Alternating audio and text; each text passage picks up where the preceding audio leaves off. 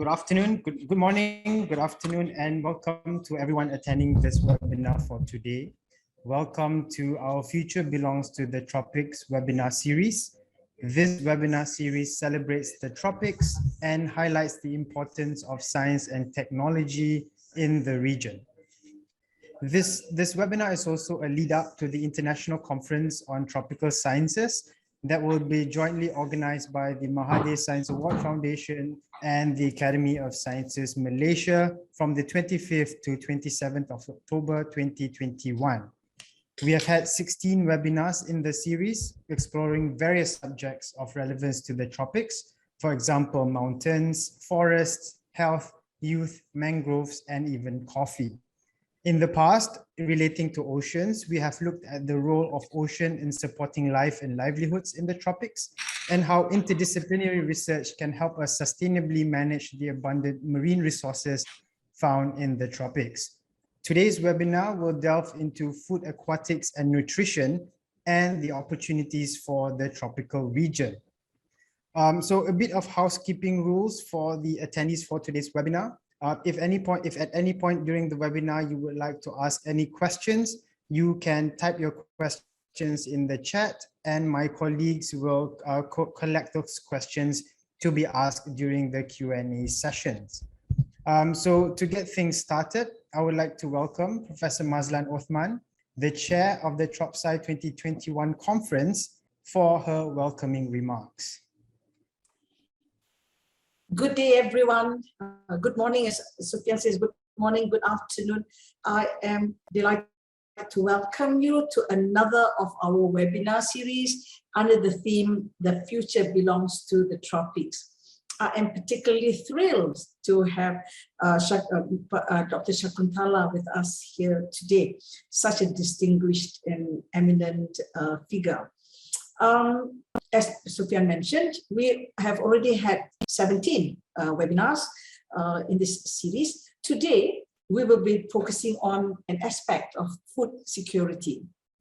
Now, during the UN Food Systems Summit 2021, which just concluded, I think it was in September, aquatic food has been identified as one of the key priorities in achieving SDG 2, which is to end hunger. Aquatic foods, especially aquatic animals, have long been valued as a rich source of animal protein and therefore is considered as a key constituent of nutritious diets. Now, the tropics host most of the world marine diversity, and tropical fish agriculture accounts for approximately 34% of the total world fish production. And for many poor, the rural populations, fish may be the most accessible and affordable or even preferred animal source food. I believe that today's special discourse with the winner of the 2021 World Food Prize and the winner of the 2021 RL Food Innovation Award, Dr. Shakuntala Haraksingh Pilstead, will shed light on the opportunity of using aquatic food in sustainable, healthy diets with a focus on her work in the tropics.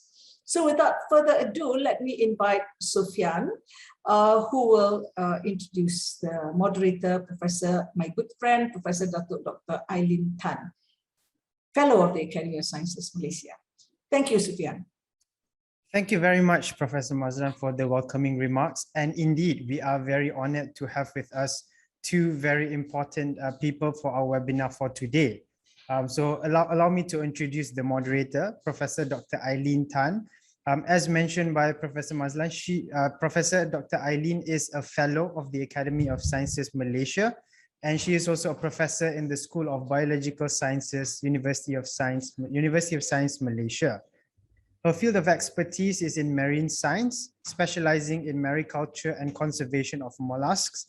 She is now actively encouraging the rural coastal communities in Malaysia to culture mollusks to promote green aquaculture, as well as to create a sustainable income for the local communities. So, I mean, we definitely have a very apt, experienced moderator for today. So without further ado, I will pass the floor to Professor Dr. Eileen Tan.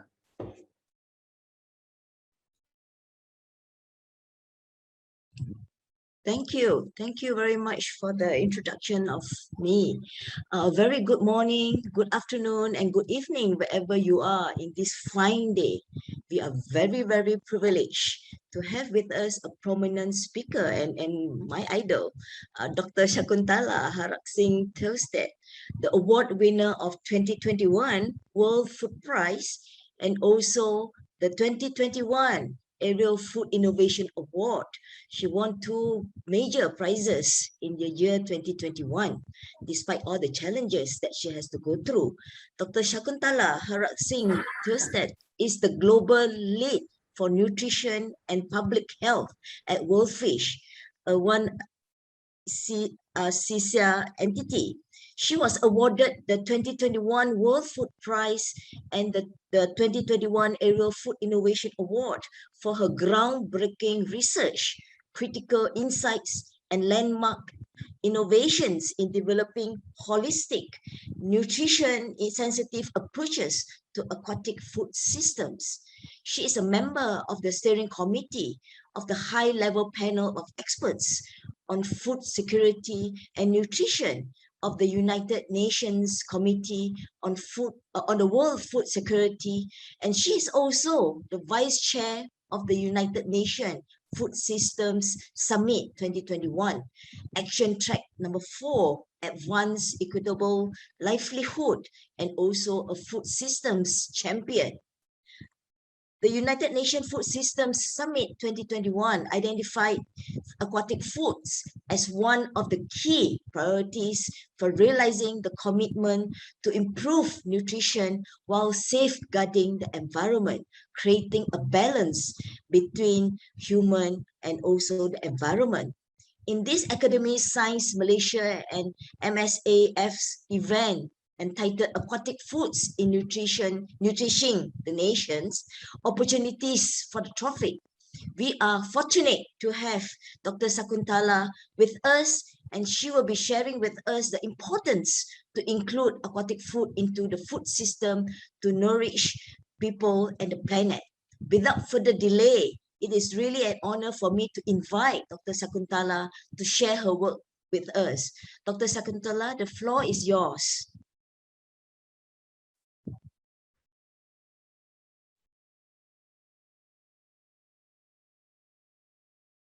Thank you so much, Professor Maslin, and thank you, Professor Aileen, for your kind introduction. And I think your introduction was so well, Professor Aileen, that you could have already told about my work, and it's so beautifully described. So there's not very much more I can add.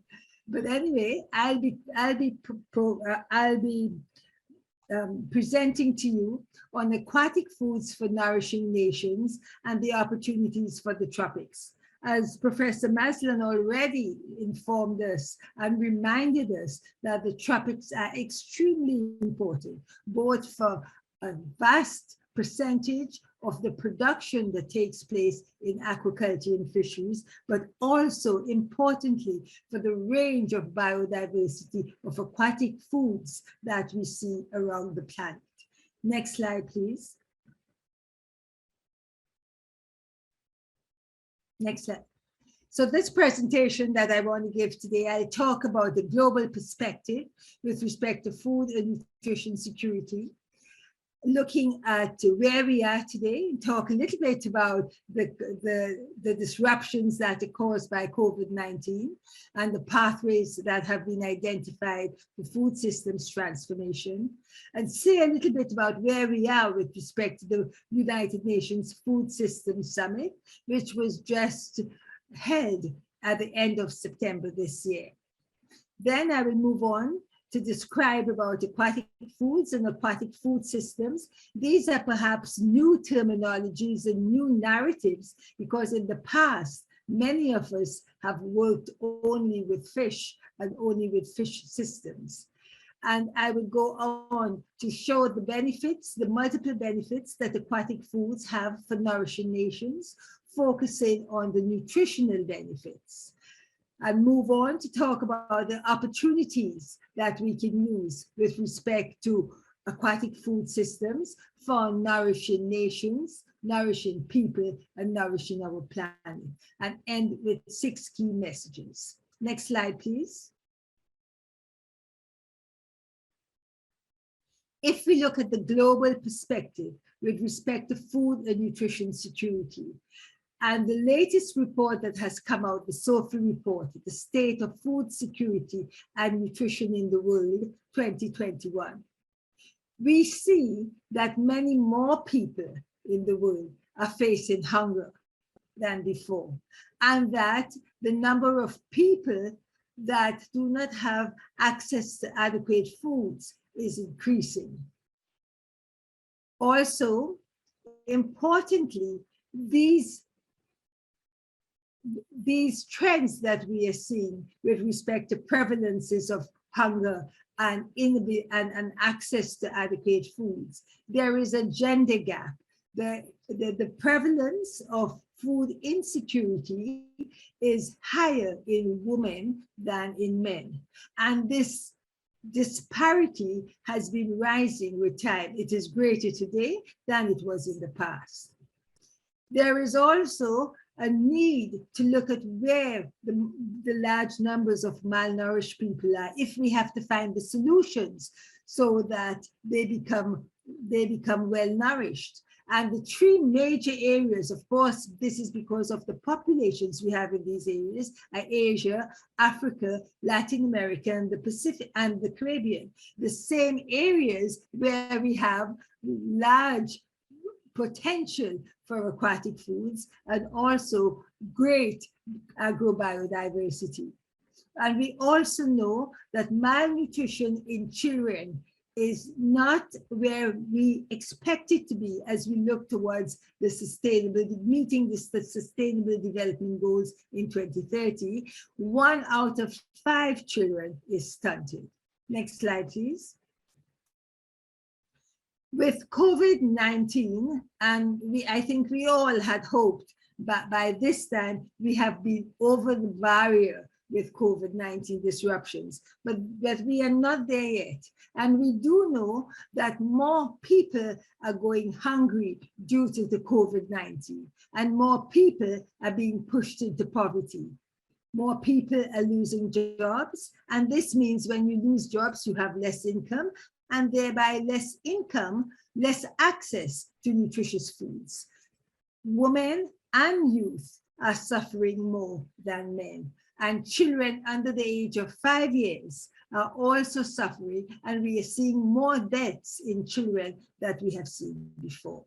So all in all, the disruptions of COVID-19 is pushing us further away from reaching our goals, the Sustainable Development Goals of 2030, and we must change course. Next slide, please. Also in the SOFI report, 6 pathways have been recommended for food systems transformation. And if you would look at the ways that these recommendations are written and the kinds of aspects that are taken into consideration, it's different from how we worked with food systems in the past, where our focus is mainly on the production systems and also the supply chains. But these recommendations take into consideration a people-centered approach, and it talks about, for example, tackling poverty and inequalities, and thereby making interventions that are pro-poor and inclusive. So the right to food is an important part of the transformations we need for food systems in making sure that the solutions we put in place and the pathways we have, that they meet the needs of all and no one is left behind. So there are the changes that we are seeing in the narrative and in the ways that the approaches are coming forward for solutions. One, a much greater emphasis on being people-centered, and that we are moving away from single commodities to looking at systems-based approaches. Next slide, please. The UN Food Systems Summit 2021 has had 2 years of preparations with many thousands of meetings and dialogues and many different stakeholders and actors from across all parts of the food systems. The meeting, the final meeting, was held at the end of September of this year. And within the commitments that were made and the solutions were moving forward, as we've heard, seven priorities were given by the scientific group of the UN Food Systems Summit. Of these 7, 1 is on aquatic food systems. And this is offered as a solution both because of the effects that aquatic foods have on food and nutrition security, but also on the environment, also on sustainability and resilience. Many actors have been engaged, also the private sector, and you would see here, for example, there's a coalition now of many different actors that are working with this solution. There is the Seafood Global Salmon Initiative and also Reimagine Tuna. So you also have the big players within the private sectors engaged, but the Food Systems Summit has been hailed as the People's Summit, and therefore you also have actors from across the board, also from communities and communities associations. Next slide, please. Let's move back to my main topic on aquatic foods. And what are aquatic foods and aquatic food systems? In the past, we talk a lot and work a lot with fish, and we narrow the diversity of aquatic foods to just looking at fish species, and perhaps within fish species, very few fish species, with the work we do in production systems and in supply chains. But if we would look broadly at aquatic foods, they entail animals, plants, and microorganisms that are farmed and harvested from water. And all water sources are taken into consideration, both marine sources and inland water bodies. In the past, we've worked a lot with fish, and we talk about seafood, about marine foods, but we do know that now when we talk about aquatic foods and want to have to get the greatest potential and benefits of aquatic foods, that we must take into consideration all aquatic foods from across all sources, also inland waters. Next slide, please. Within the aquatic foods are found within aquatic food systems.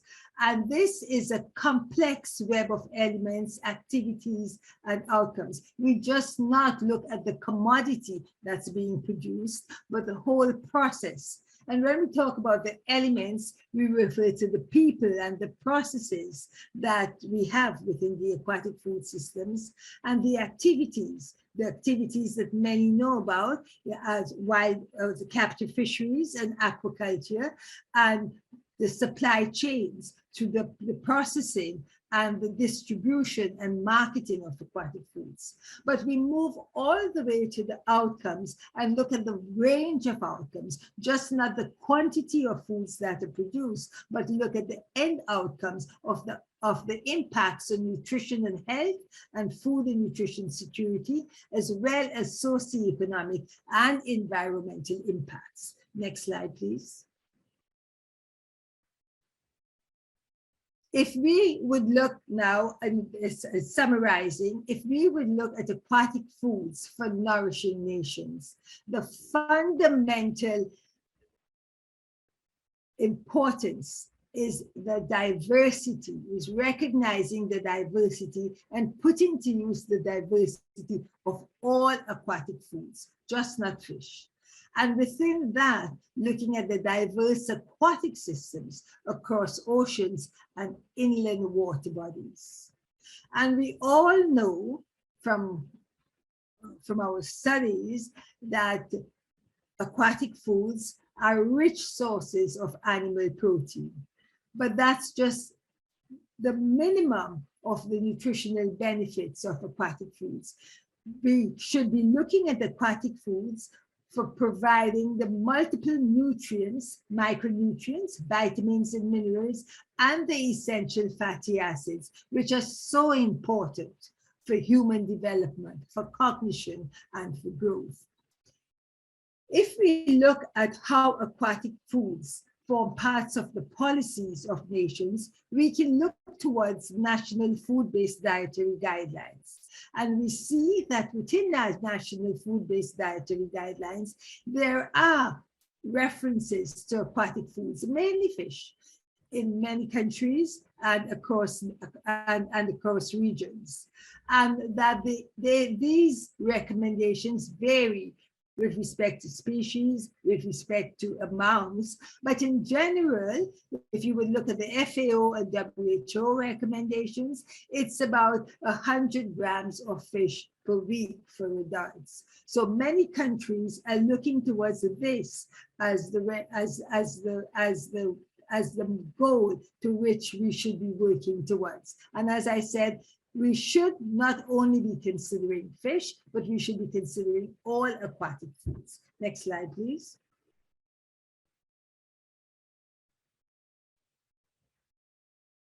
Again, I want to stress the diversity of aquatic foods and the potential that aquatic foods have for contributing towards micronutrients and essential fatty acids. And these are multiple micronutrients, minerals and vitamins, and especially, for example, B12, which is so very important for cognition and thereby development of humans, and found in great concentrations across the range of aquatic foods. Also essential fatty acids, which are important for brain development. So we must ensure that we take into consideration the diversity of the species and varieties of plant foods that are found as aquatic foods, but also take into consideration the multiple micronutrients and essential fatty acids that are found and which contribute to dietary requirements. Next slide, please. If we look here, we see a graph that shows the diversity and the richness of micronutrients and essential fatty acids in diverse aquatic foods. If you look down, the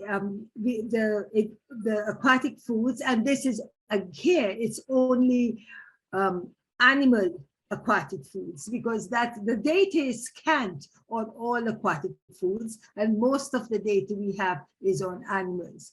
But if we would group the animals into different groupings and look at the first line across, the small pelagics, we see that there are certain species of aquatic foods which are richer in diverse micronutrients. And if you would eat, for example, 100 grams of these aquatic foods, then you can see how do they meet the daily nutrient requirements. And looking across, you would see that the group of aquatic foods, small pelagic fish, are much more richer in meeting micronutrient and essential fatty acids than some of the larger fish species. So it is important that when we consider the potential of aquatic foods for meeting the needs for nutrition and health, that we consider the diversity and that we also improve on the data we have, for example, on the micronutrient concentrations and essential fatty acids of different and diverse aquatic foods. Here I've only shown for animals, but we should be doing the same for plants, aquatic plants, and also from the microorganisms such as seaweeds. Next slide, please.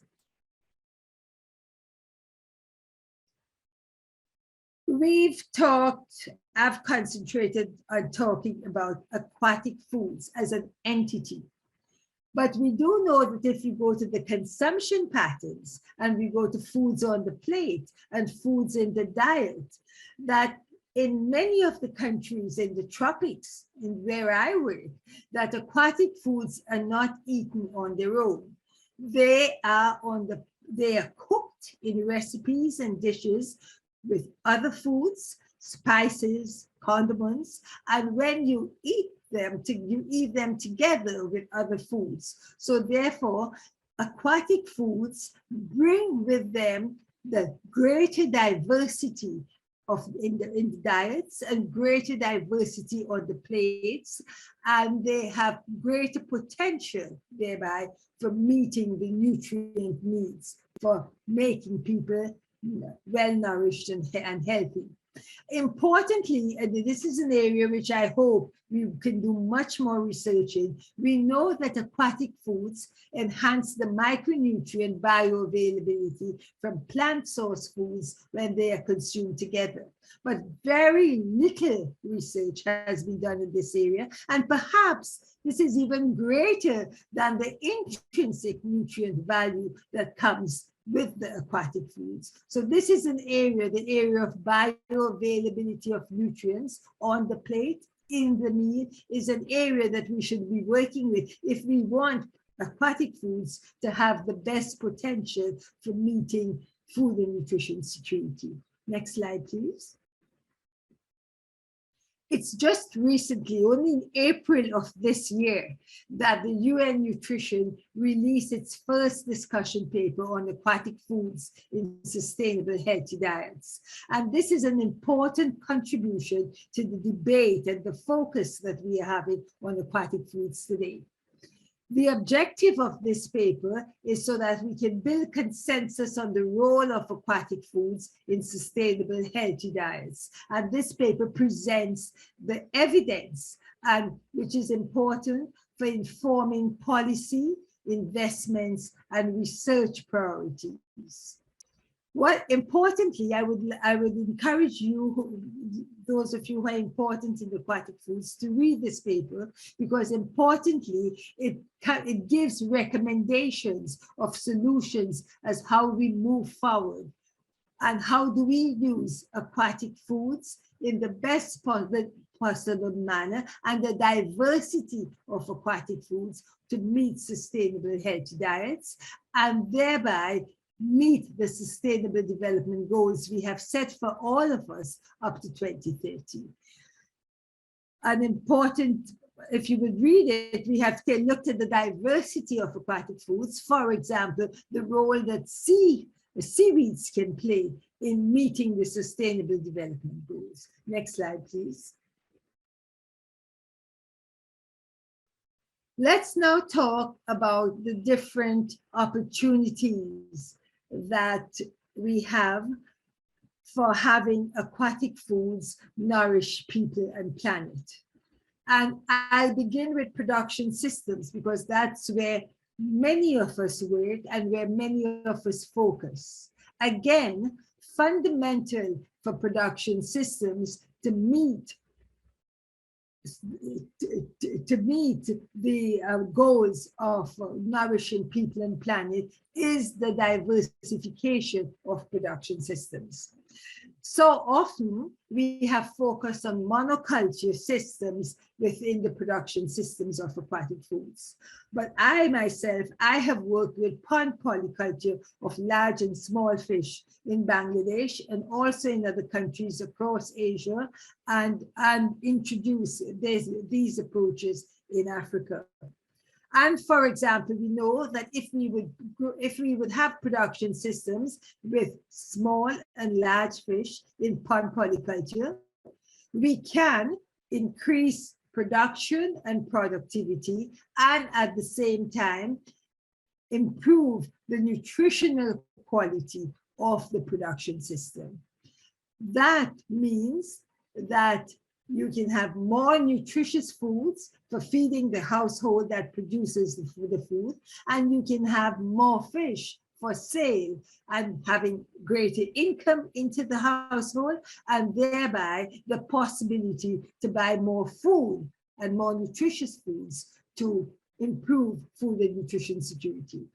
Other systems we are working with is, for example, aquatic and terrestrial systems with fish in ponds and rice in the rice fields, and the continuum of that system.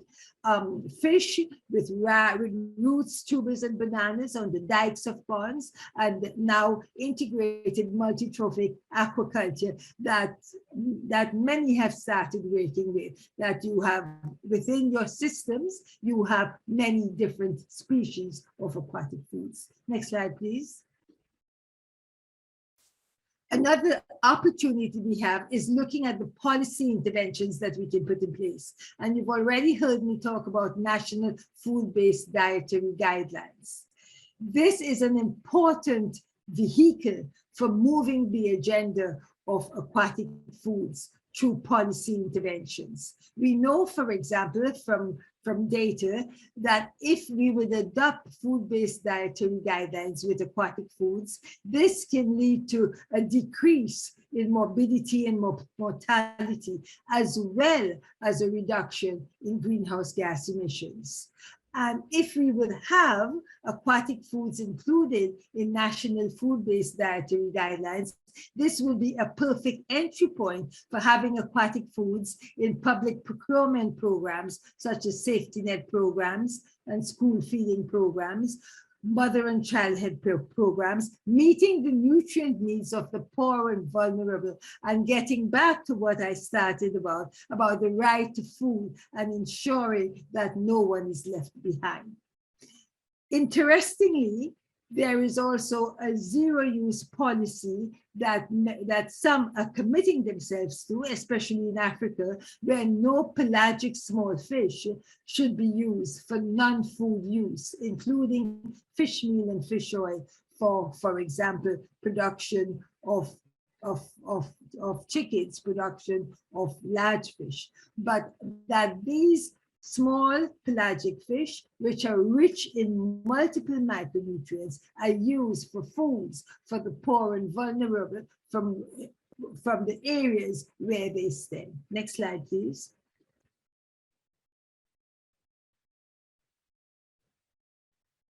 We can also look at the investments that needed for having aquatic food systems meet the goals of nourishing people and planet.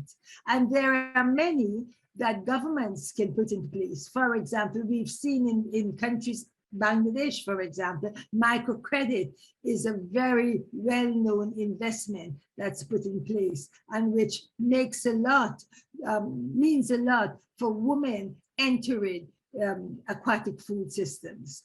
Also looking at the markets and looking at processing and supply chains enhancements. For example, as we see here in the picture, solar drying tents, thereby ensuring that you have less loss and waste of aquatic foods.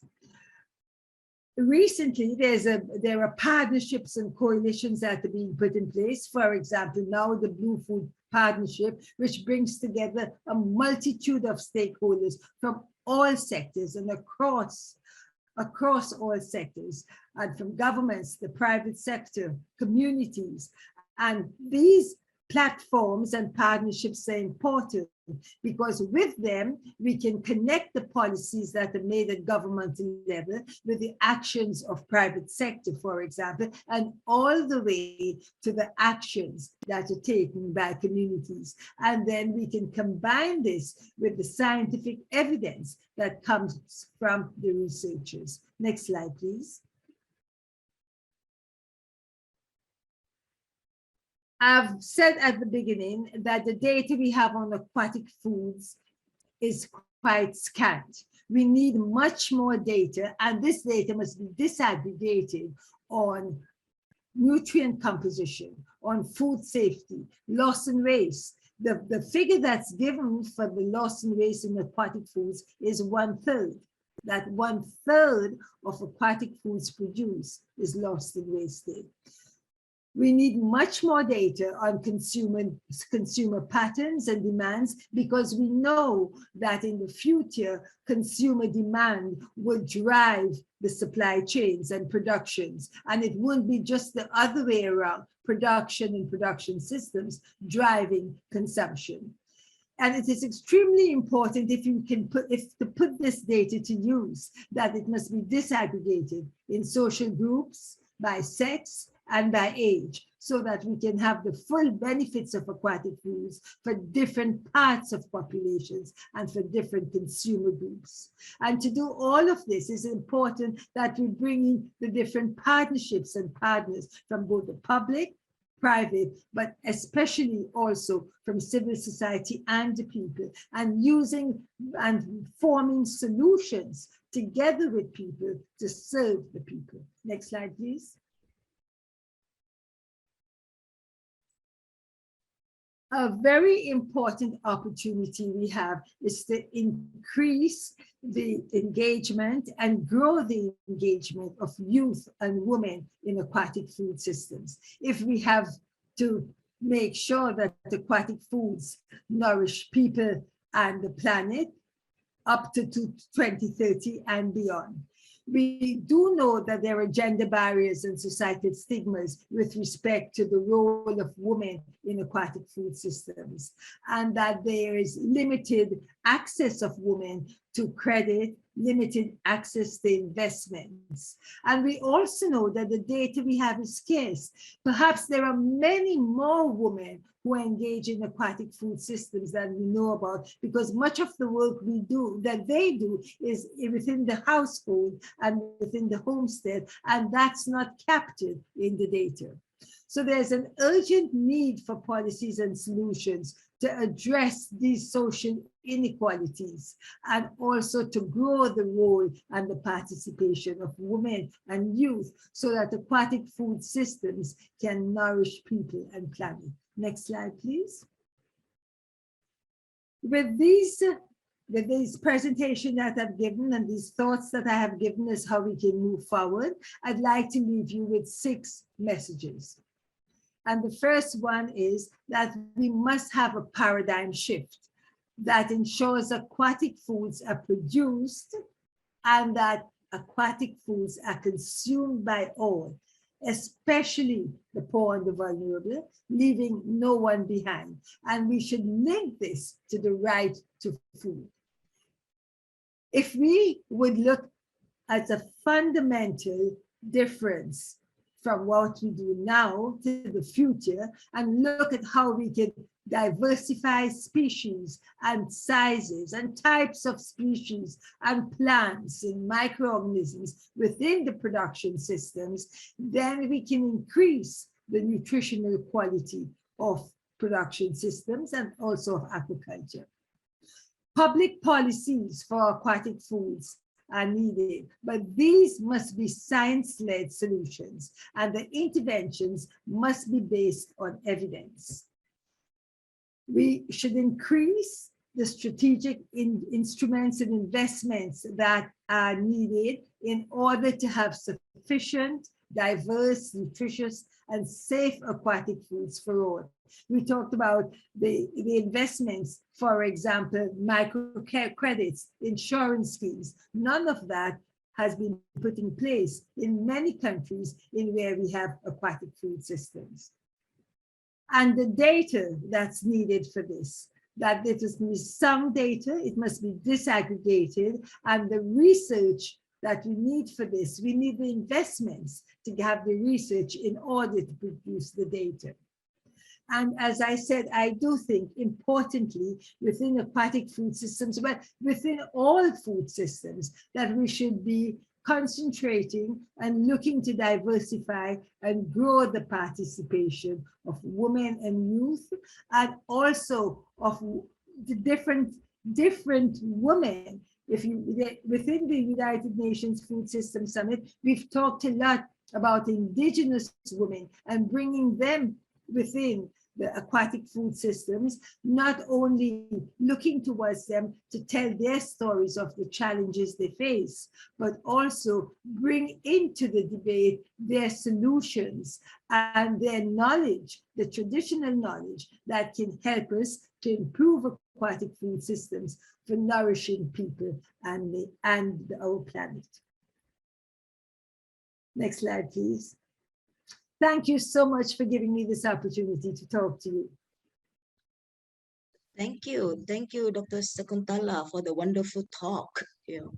I'm really impressed, and your talk actually gave me a different kind of direction. Not just helping the poor, but as well as providing nutrition food for them and leaving no one behind is the thing that we wanted to do. I have a few questions for you, Dr. Shakuntala. I'm just wondering, in most Asian countries, the focus is more on the production of high-value seafood for increasing the economy revenue of the country. There's a lot of push, a lot of focus on high-value crustacean, high-value fin fish like groupers, sea bass, and puffers in our region. My question is, how do we juggle between culturing fish of high value for income creation, with culturing fish to feed the nation? Dr. Sakuntala, please give me your thoughts on this. Yeah, thank you. Thank you, Professor Eileen. You began by asking me about producing fish, producing aquatic foods for economic value. So the first thing I want to mention is that when you look at national development, we look at economic value, we look at value in monetary terms. But if you would look at national development, what the most important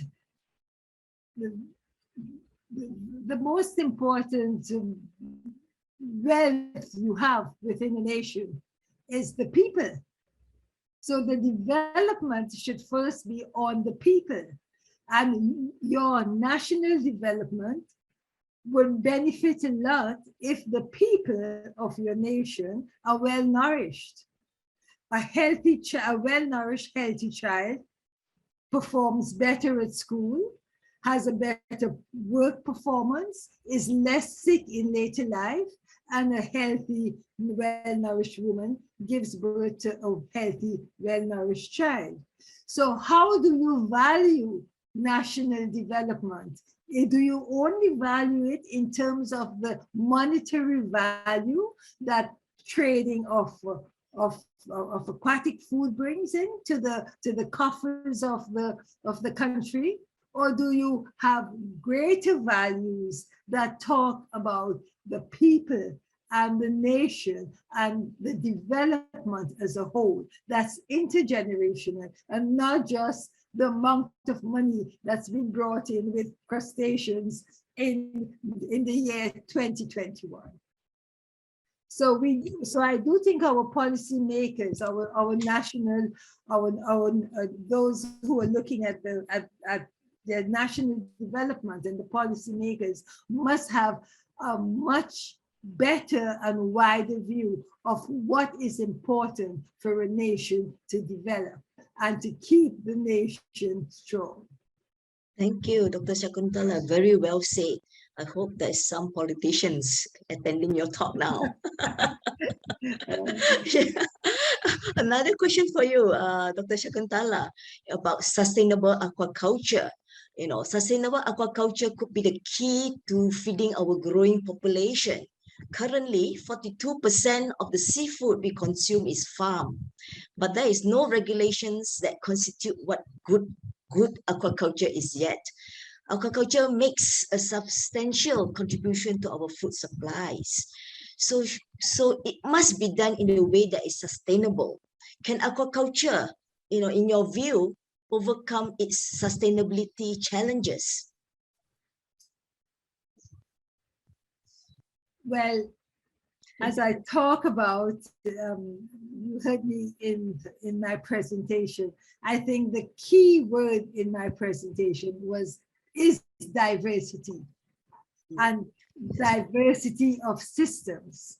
And if you would look across the tropics, yes, aquaculture has made great strides, but the aquaculture production systems across the tropics are very varied and as I said, extremely varied. And it's in some areas, it's extremely diverse in terms of the systems and in terms of the species that are used. Another important thing to remember is that across the tropics, well, globally, that the largest part of aquaculture production comes from small-scale aquaculture. And so when I would describe, for example, pond polyculture in Bangladesh or rice field fisheries systems in Cambodia, I do see these as sustainable systems on which we can build. Of course, we can improve them, but diverse systems and systems that take into consideration diversity of species, I think is a good way to go. And I do think that these can be sustainable and at the same time provide nutritious foods as well as incomes for the producers. Yeah, thank you, Dr. Shakuntala. I totally agree with you about the diversification of systems, culture systems, and the species to be cultured, because that should be the way forward for sustainable aquaculture.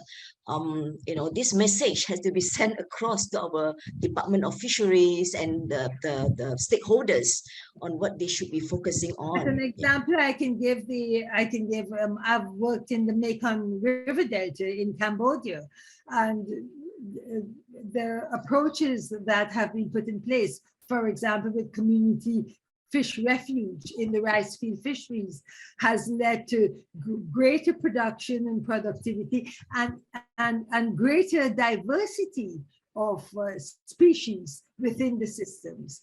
And then we have expanded that system in the dry season, in the ponds, in the wetlands. Aquaculture of diverse species is being practiced. We've expanded that to the homestead, where pond polyculture in homestead ponds is also being practiced. So there's a vast range of diverse systems we can bring into play, and thereby, I think, improve the sustainability and the resilience of the systems. Yeah, that's great. Yeah, Mekong River is a good example for us to follow. Okay, now let me move to the questions in the chat box. Yeah, what is your opinion, Dr. Shakuntala, on farming aquatic organisms for food? There is also a debate on biodiversity loss due to extensive farming of fishes, and farm fishes can threaten the wild fishes. What is your thought on this? Well, as I said again, for me, fundamental is diversity of systems, and diversity of systems take into production farming, but also management of captive fisheries.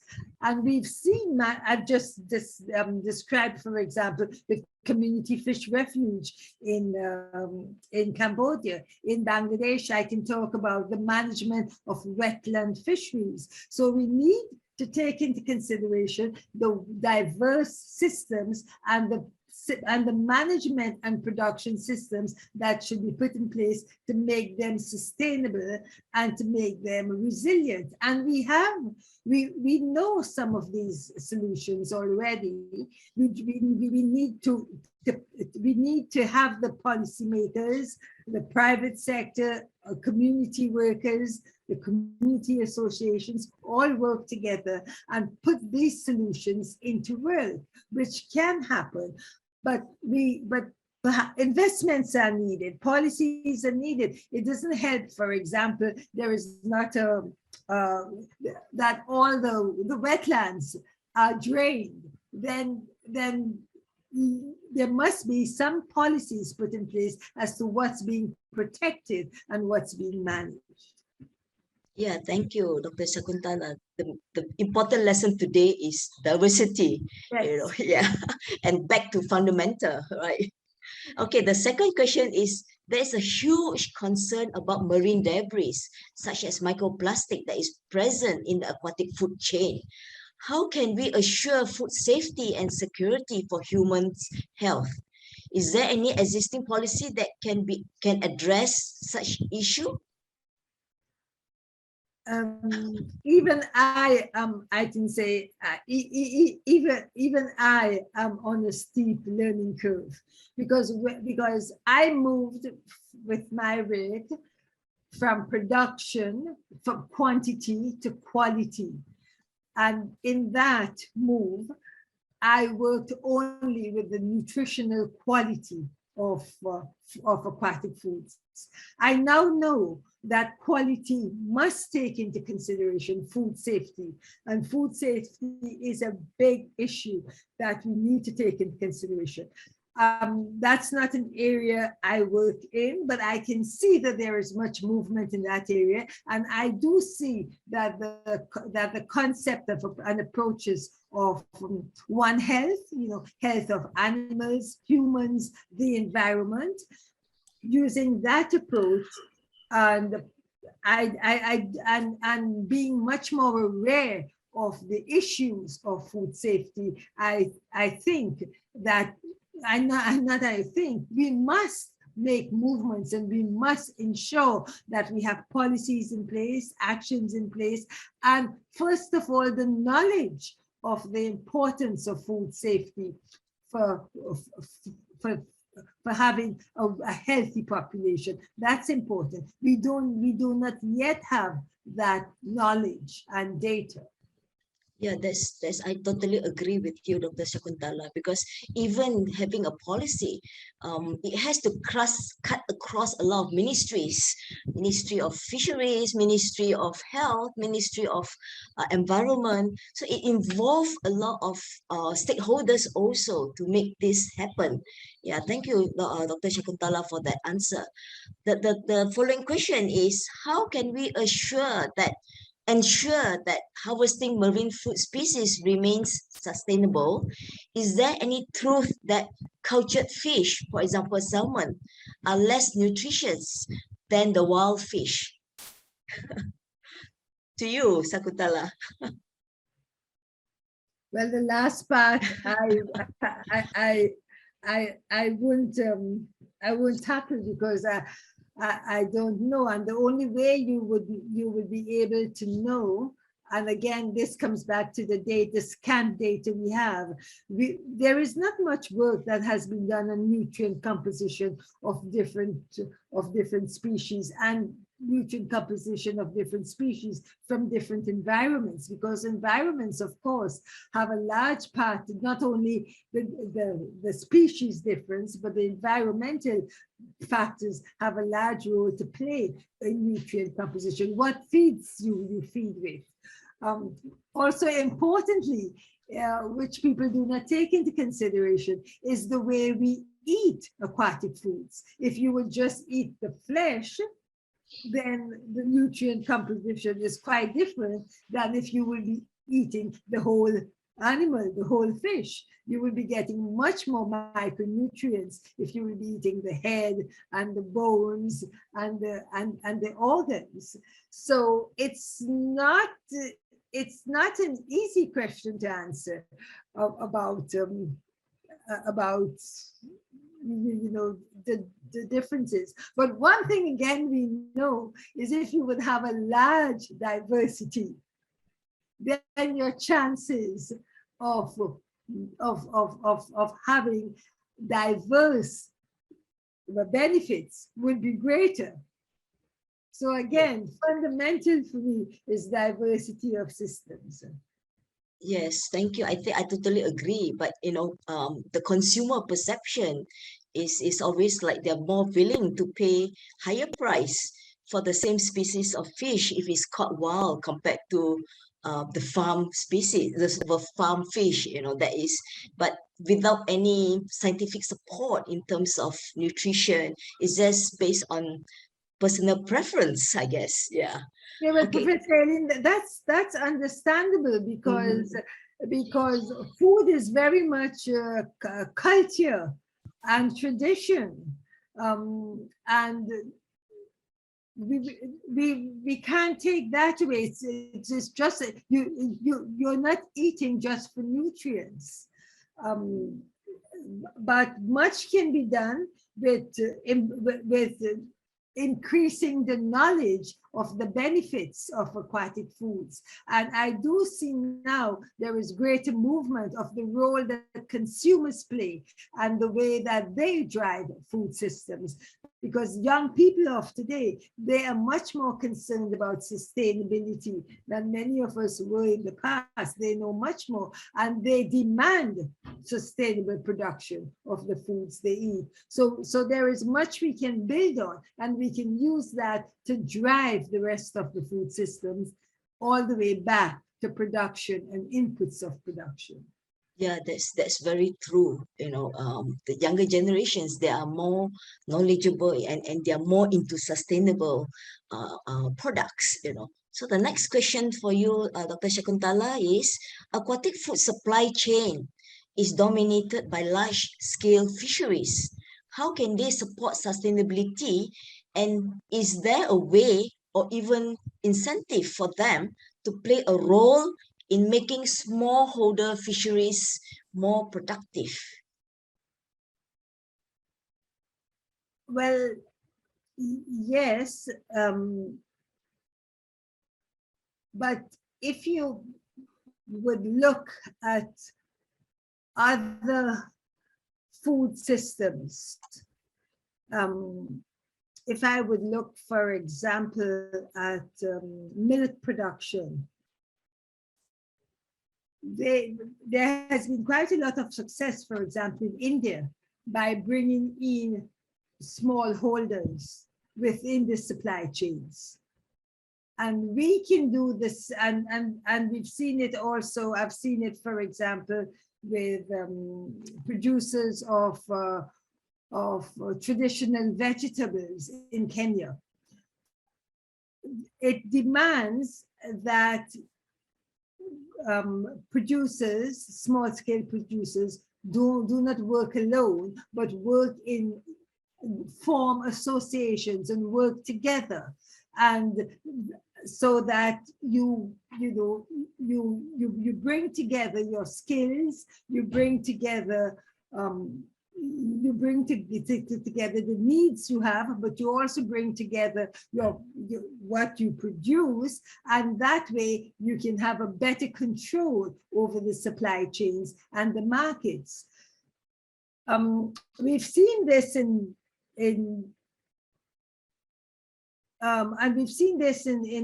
wealthy countries where small-scale producer associations are strong. If you would go, for example, to the south of France, you would see very, very strong associations. So I do think we should encourage and we should train and invest in small-scale producers so that they can get together and work as groups, and that way get greater benefits. And then if we would have the investments that come in and the knowledge that comes in, increase the capacity and the knowledge, then of it, then we can have systems that flourish and benefits not only large-scale producers, but also small-scale producers as a group. Yeah, that's very true. Well, you know, we have a great session with you, Dr. Shakuntala, and time just flies, you know. I wish I have another at least half an hour with you, but sadly, you know, time is not up, not in favor. I would like to ask you, do you have any take-home message, you know, for all of us and also the audience, the organizer from you, you know, being a very prominent figure in in the aquaculture sector. You know, I would definitely love to hear your advice and the take-home message. Dr. Sakuntala. Thank you, Professor Eileen. Well, I think where we are today, there is great hope for the sector. If I would look at Malaysia, you have excellent universities and training and training facilities for young people. I do think we should bring in many more young people within all sectors, from the decision makers, not just in the field, and implementing the solutions and implementing the interventions, but they should also be at the table where the solutions are being discussed, where the decisions are being taken. We can also, across the tropics, there should be much more interaction and much more interlinked training between the young people. And this, Malaysia can play a very large role in this. It is in the region of where Malaysia is one of these tropical countries. So I think we should revive a lot of the regional collaborations we have had. We strengthen them and work together. And as I said, the future lies with the youth. And if we would want sustainability, if we would want growth, it's not with my generation, it's bringing also all the young people into the agenda. Wow, thank you, Dr. Shakuntala. Very well said. You know, I hope there will be more champions among us, will bloom, you know, in a short while to move the agenda of leaving no one behind. Thank you very much, Shakuntala. It is really an honor to be in the same platform with you and listening to you, sharing your thoughts directly. And that's you know, I just don't feel I have enough of you yet, you know. So, but then unfortunately, I still have to pass back the floor to our MC, Sofan. Thank you. Thank you, Dr. Sakuntala. Much appreciated your time. Thank you, Professor Eileen, and I hope I see you soon in Penang. Yeah, I hope. We have a date on, right? Okay. Back to you, Sofan. Thank you very much, Professor Eileen, for that wonderful moderation. We have indeed come to the end of our discourse for today. On behalf of the organizing committee, we are very thankful and honored to have Dr. Shakuntala with us today, taking her time to inspire and emphasize the need for a paradigm shift to ensure aquatic foods are produced and consumed by all, and the need for better public policies in aquatic foods. Again, we would also like to thank Professor Eileen for moderating today's discourse. We would also like to thank all of our attendees for spending your time with us. As mentioned earlier, this discourse, together with all of our previous events, are available on our Facebook page. So feel free to share it with your network. These are very important and messages that should be shared with everyone. Before we end things for today, I would like to invite Alia from the Mahathir Science Award Foundation to wrap up today's discourse. Thank you, Sufyan. And thanks everyone for joining us today. As Sufyan said earlier, this is a pre-conference event leading up to the Mahathir Science Award Foundation and ASM conference, the International Conference on Tropical Sciences. I'm just going to spend a little bit of time just to talk about this to our audience here today. So what this conference is it focuses on one of the issues that we mentioned quite a lot in this discussion, sustainability. It's a multidisciplinary conference, so it covers different areas, not just medicine, agriculture, but also natural resources and architecture and engineering, and also very important issues such as climate change, open science, and youth leadership. It's definitely open to all. So we're not just looking at academia and researchers, but if you work in policy or even in industry or also a member of an NGO, you're definitely welcome to join this conference. It's being held between the 25th and 27th of October, and you can register now at tropsci2021.com.my. There's a QR code in the corner in which you can scan if you have the time, but we'll send out the link to everyone else in this who's participating in this webinar. And just to highlight one of the sessions that we have at the conference that might be of interest to the people here is the one on the sustainable blue economy in the tropics. So we'll be touching on topics that were mentioned just now on how the private sector can contribute, how societies and how communities can contribute to a sustainable blue economy. So these are our panelists. If you're interested, feel free to go on to our conference website and check it out. And last but not least, we have had several pre-conference events, and this is not the last. Actually, tomorrow, so that's Saturday, 10 a.m. around this time as well, Malaysian time, we have a webinar on youth. So one of the things that we know about the tropics, it's home to quite a young population. So we have a panel speaking about what is important for youth in the region. So this promises to be very exciting. So please do join us if you have the time tomorrow. So you can keep updated with us on our social media, which is MSAF, which you can see below. And I think that's it from me. I'd like to thank everyone for joining us today. And I hope you enjoy the rest of your day, enjoy the rest of your weekend. Thank you very much.